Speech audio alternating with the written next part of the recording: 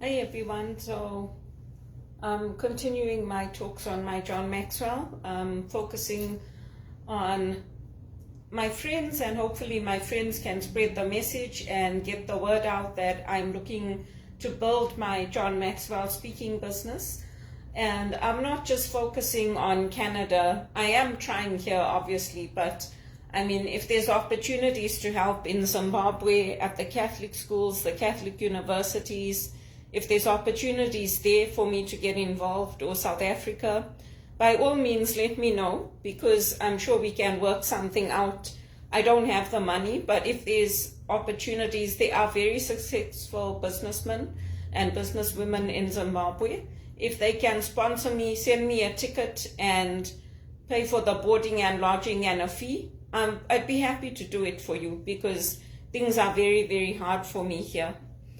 So I've been looking at the John Maxwell, and I've been touching on his book. Sometimes we win, sometimes we learn, and the opportunities to learn.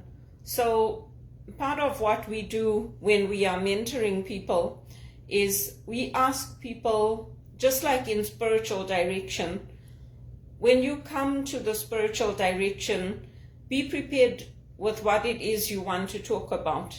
Because in order for me to help you as a coach, as a mentor, as a speaker, you have to give me your parameters. You have to come to tell me what it is that you need help with.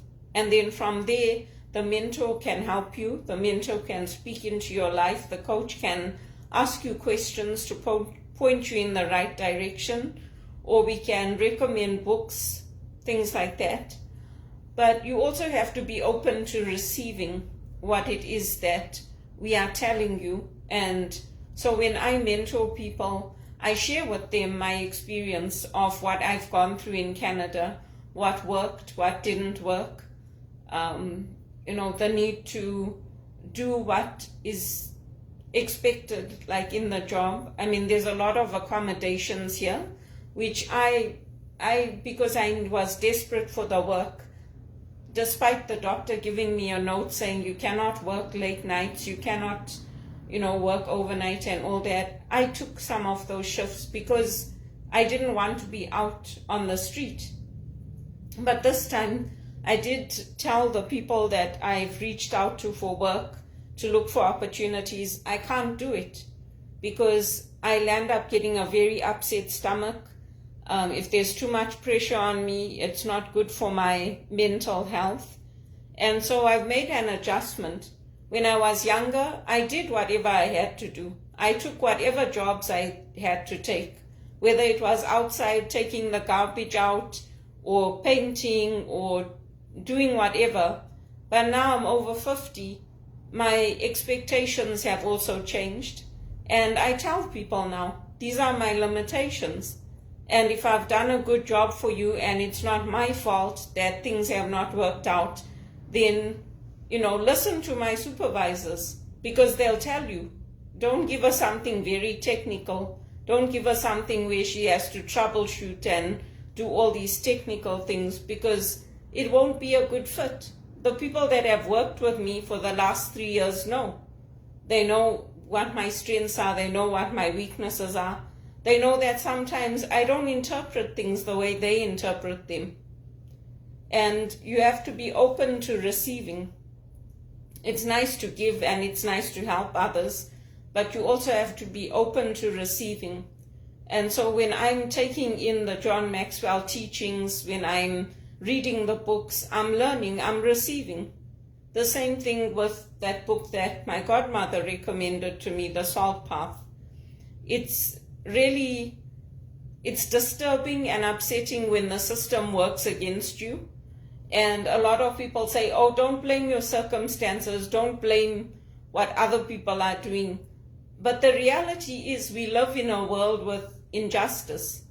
And we live in a world where other people's corruption and other people's decisions and other people's not being able to make things work impacts us. And so we have to navigate that. We have to come to a point where we know how to also take care of ourselves And it's different when you're in a community like we were in Zimbabwe, because you can always reach out to somebody, and if they are able to help, they will help you. When you come over here and you're on your own, it's very, very difficult. The South Africans that have come here, some of them have done very, very well, like the Zimbabweans, and others of us have struggled. There are many people who are returning to South Africa, to Zimbabwe, despite knowing all the financial hardship and everything, because they're like, we just can't take it anymore. It's like you're from a different planet. You tell them something, they know it's right, but they don't do it, and then they say, oh well, make a mistake and apologize, and then it's better that way. And we're like, hello? So the way we think is not the way they think. And also I see there's a video now on LinkedIn, Donald Trump is praising Africa, saying the future opportunities are going to come from Africa, and opportunities for travel, for investment, and the US is right to invest in Africa. That's well and good, but he shouldn't forget that there are certain things that the African leaders will not compromise on. So the West pushes for gay rights. Remember that Robert Mugabe told them at the UN conference, Trump, go and blow your trumpet somewhere else. And that he did that as a world leader with the support of the Zimbabwean people. That's why I was so surprised that Mnangagwa was supporting polygamy for the Muslims, because we were always a Christian country and our laws and everything was always based on Christianity. But they have to do what they think is best. I see now that there's a lot of drought in Africa and it's affecting people. Zimbabwe is saying they're going to need over $2 million to help people. So again, the rich might be fine for a while, but eventually they too will suffer. So it's only in my best interest to help those who are less fortunate than me. Because if I help those who can't pay me back, they hopefully will come up and everybody's lives will get better. I know there's a lot of people that benefit from what I do with the One campaign, because they can say, oh yeah, I know Belinda, or oh yeah, she's part of, she's my aunt's niece or something like that. But I don't do it for them. I mean, with my aunt, with my mother, yes, it's different because they've given me that support. But with everybody else, I'm not doing it for them. I'm doing it for myself, because I want the work that I'm doing not only to help the people in Zimbabwe, my home, but also to help me to get a good paying job, to come up in life, to have a home of my own. And we have to stay open to those possibilities because we don't know where that's going to come from. So that's important to remember. Our values are different. In South Africa, I don't know about now, but I know there was a big push to make sex work legal. And we don't support that. As a Zimbabwean-born woman, I don't support that. I don't support a woman having to demean herself and go into sex work because she can't get a good job. She can't get a job that allows her to pay for her bills and put food on the table. Because with us, Robert Mugabe pushed for education. He pushed for women to go out and work, to take responsibility for our reproductive health, for our mental health. And we were taught these things at school. In high school, we were taught to take responsibility and that the men had to treat us with respect. So it's different. Different African countries have different cultures. But even in Nigeria, I mean, I met a lot of Nigerians here and they're like, Belinda, they don't care. The people that wanted to get into power couldn't get into power, so they got money sent to them through the Saudi nations, and through that they got rebel armies formed. So they go in, they kidnap the girls, they rape them, they give them these like energy drinks to drink with drugs in them, and they're targeting the Christian communities. So that's their goal in life. And then what do they do? I mean, what do they get out of it? They get money, and then what do they do with that money? Recruit more people. So unless you're willing to look at the root of it, of where the money is coming from and how they're able to continue to do that. I mean, even here on our news, Chantal, one of the CBC reporters, she said, and this was years ago, their aim is just to cause chaos and disruption. And she said also about the police, how, having a conference before you can stop the theft of the cars. I mean, it doesn't make sense to me. We went through our own trials and tribulations in Zimbabwe. You call the police, they didn't have petrol to come to the house. Or they're saying, oh, I haven't got petrol, can you come and pick me up? And I'm like, what? They're like, yeah, we don't have. I'm like, you are the police. If somebody stole something, somebody broke into my house, and you telling me to come and pick you up and bring you here, and the doors are wide open, and they're like, please phone somebody and tell them to pick us up. I mean, that's what we lived with. So it's interesting to see how things change and how things develop. But I think if that's how it's going to become in Canada, the way it became in Zimbabwe, and the way it became in the African nations, then what is the future? They can talk all they want and say that, oh yeah, it's good in Saudi Arabia and all that. But it's good for who? For the elite? And what about all the slave workers? What about all the human rights atrocities being committed? What about all of that? That they don't see. So anyway, if you go into mentoring, if you're a mentee, always come prepared with what you are looking to get out of that conversation, and then be open to what we are telling you.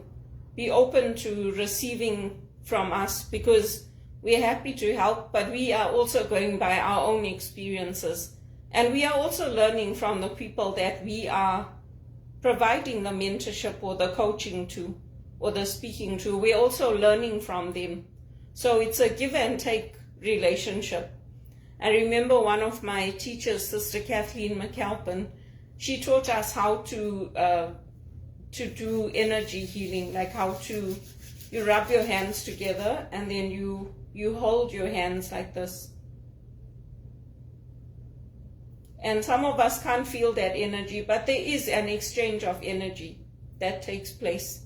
So people that do the laying on of hands, people that have that gift of praying over people, they have that gift. And I know I have it because Father Gunther always used to tell me, if you go into the hospitals, if you're visiting patients, when you are there, just lay your hands on them, over their hands before you leave, and say a quiet prayer. So some of the things we learn through the sisters, through the church, they are passed down through oral tradition. And it's the same things that Jesus did. Because whatever Jesus did, we too can do it. And he said, you will do the things I have done and greater things. So if people are going to tell you that, oh, you can't achieve your dreams, don't think you can get those good paying jobs, don't think that you can accomplish, don't listen to those voices. Because everybody has a path and we all have a journey. That book is very good, The Salt Path, because it shows the injustice and how because of injustice, this couple lost everything, and how their journey takes them through life, what we define as homelessness. I mean, you don't think about it. Like I used to go to the library when I wasn't working. I used to take a book and go sit by the harbor front. I used to go, just be free. I felt I was free. But who knows how other people took that? Because I was in and out of contract work for 11 years. It wasn't easy for me. But it's good to learn. Even if we're reading fiction books, we can learn from that. And this was based on true events that happened. So it's good to learn. Sister Kathleen also used to tell us that it's like a hot potato. If somebody throws you a hot potato, are you going to let it burn your hands? Or are you going to throw it back to them? You're obviously going to throw it back to them.